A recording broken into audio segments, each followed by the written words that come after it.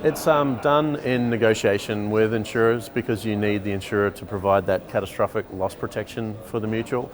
But at the end of the day, the mutual gives the grower or the participant, the member, the power to actually shape their own product. So rather than having to take a product that an insurer has designed for you and says, well, here's the product, take it or leave it, you can actually shape a product to suit your business needs that suits you.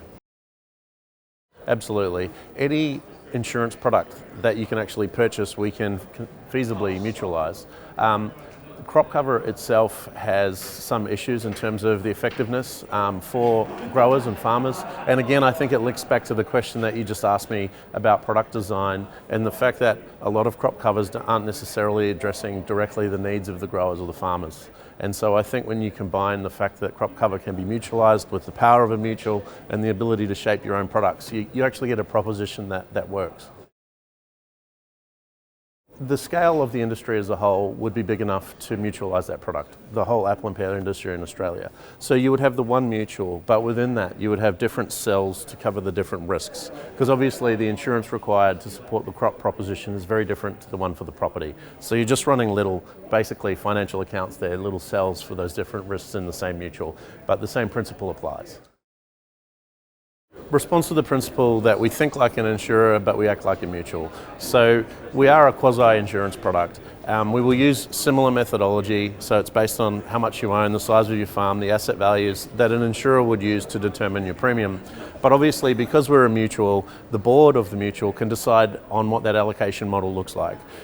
It wouldn't be a scenario where everybody pays the same amount of money. That doesn't make sense. It has to be connected to your business itself. But the benefit of it is that the board itself can create a pricing and allocation model that fits the membership group as a whole. It certainly can't be higher. I mean, that would be a challenge for anybody to want to pay more to participate.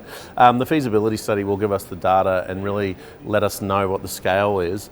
The best way to approach it, I think, would be to think, even if I was paying the same premium, you're probably still getting a cost reduction because the statutory charges don't apply to your invoice. So straight away there's a cost saving. And then that lets the mutual build its equity and its scale. And remember, it's your money, it's the member's money, and so you'll get it back eventually anyway. But building that equity base up in those early years is critically important. Warwick touched on, the Viper example where we had the loss on the first day. These types of things can happen, and so obviously building a capital base that you have then to support you should, issues occur, catastrophic events occur, is only a good thing.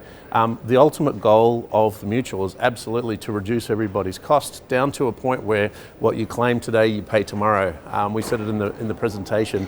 It'll be claims driven once it equalises to that point. Again, those prices should be relative to a farmer or grower's operations, the size of their operations and their claims outcome. We mentioned in the presentation that scale is critical. If industry doesn't get behind it and the growers don't want to buy together, it won't work. I think Doug's examples of the McDonald's Mutual there were wonderful because, it didn't start off as a national program. It started off and it was fractured, and then eventually they figured out, hang on, we need to be doing this together. The benefits are huge. And I hope that we got that message across to the growers that if you actually want to do this and you all band together, your combined strength is such that you won't need to go to the general insurance market in the same way. You'll control your own destiny. And so I think you can voluntarily participate in the feasibility study, that's great. We'll obviously have the outcomes that we can present to you then, and then we would need you to want to commit to joining it for us to move into the next phase.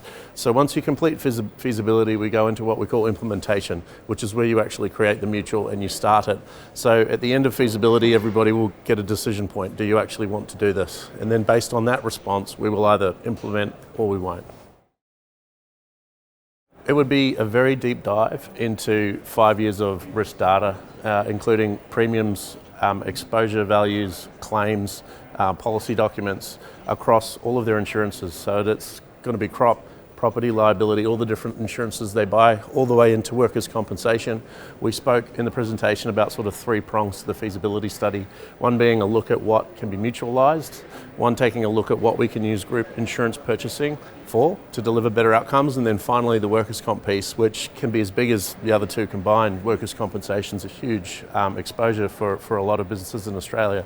And so we need a really detailed set of data across those three elements. From there, we'll obviously analyse the data, we'll run some financial modelling on it, we'll talk to insurance markets about whether they're willing to work with us on proposed solutions in each of those cells.